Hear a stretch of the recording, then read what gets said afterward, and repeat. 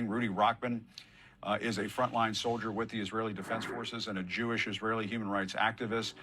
Rudy, I guess what's happening where you are, and what do you think is coming next? For the first 4 days, we were on the border of Gaza in a village called Kfar Aza, where some of the most horrendous massacres had taken place, things that are unimaginable that we saw. After 4 days there fighting the terrorists, we were taken out. Now we're in a training base, getting ready to be deployed. We don't know if it's the north or the south. We hope that whatever happens during this war, that there'll be a minimized amount of casualties on both sides.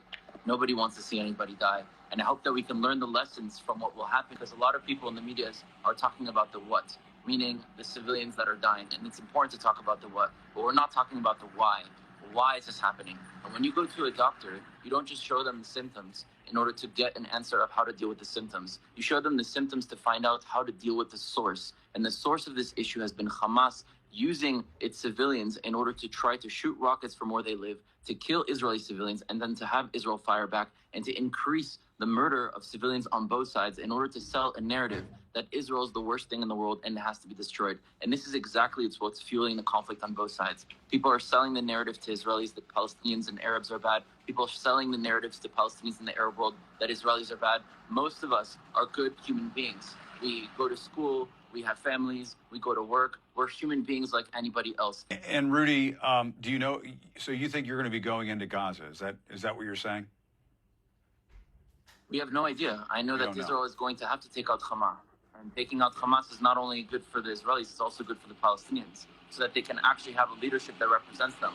Hamas is on its 20th year of its 4-year term. So the Palestinians need to be free and to be able to choose their own representation that actually allows them to have freedom of speech, freedom of any sort of expression that they have. You've been training, I suppose, for what's next. What has that training been like? And I suppose, to your point that you've been trying to make, that your mission is to go and root out Hamas, that I guess precautions are being taken and so on to be able to differentiate between civilians and Hamas fighters.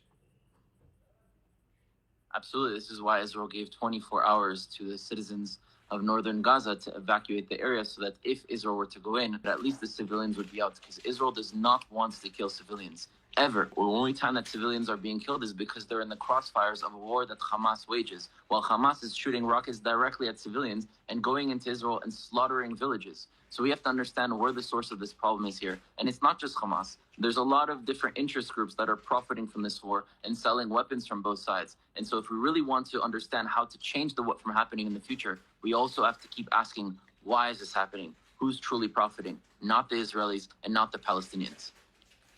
And Rudy, are you prepared to fight in a ground war against Hamas? Is that what you're prepared to do now? I'm a peace activist. I try to create justice between Israelis and Palestinians. I work day in, day out to bring us together in order for us to create a better reality. However, when there's a war and my people are going to be killed, I have no other choice but to stand up. I don't want to have to kill or take anyone's life. I don't want to even have to be put in a position where I have to defend life. I want to be able to live life and others for them to live life. But if there's a war, I will stand up and defend my people. And I hope when the smoke settles, we can all look at each other and realize we made a big mistake here and not let it repeat again. And you said a little bit earlier, Rudy, that you've seen things, your fellow soldiers have seen things. I know there's a lot of frustration on the Israeli side that there's a feeling that the rest of the world isn't seeing what you're seeing, understanding what you and your fellow soldiers and people that you care about, loved ones and so on, what they've been through. Do you want to take a few moments and explain that? I don't think anyone could ever understand what we went through, even if I explained it to you, and I'll try to do my best, because it was just the most horrendous thing people could have imagined. Saturday morning, waking up for us, it's Shabbat in Israel, and it's also the holiday of Sukkot, and all of a sudden I get a phone call from my unit saying, you're being called up. We get into our base, we get put into a Hummer, sent straight into this village. We enter this village. This is a community of people living. There's nurseries, there's playgrounds, there's kindergartens, there's hospitals, there's elderly homes. This is a full-on community of Jews living in this place. And all of a sudden, everyone is dead around us. Everyone. Bodies everywhere of men, women, and children, slaughtered, executed, burned, blood, drag marks everywhere. It's not something that I would wish onto anybody or would want anybody to ever see. But unfortunately, it is what we saw. And what we need to do now is to make sure that this never happens again. And I'm hearing some firing going on behind you. Can you tell us what's going on right now? We have soldiers that are training to prepare themselves in the case that we do need to go to war for us to be able to take out Hamas and to try to minimize as many civilians being killed on both sides. And Rudy, what are some of your fellow soldiers saying? I mean, this must be such an emotional time. What are their thoughts like? Are some of you scared? Are some of you worried that you might not come home? Worried about loved ones back home who were worried about you? I can't imagine what this is like for all of you. We don't have the luxury to have fear, because if we don't succeed, then those behind us, which is the rest of the Jewish people in the land of Israel and also the non-Jews living here, will be a threat of what is to happen. So we don't have the luxury to have those emotions. But we very well know that if we do go to war, not all of us are coming back, which is why we don't want to go to war. We don't want to have to take life. We don't want life to be lost on either side. But we are ready and we are strong no matter what.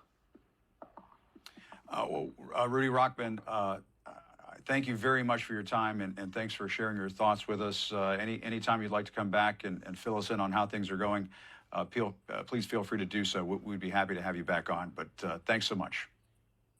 Appreciate it. Thank you.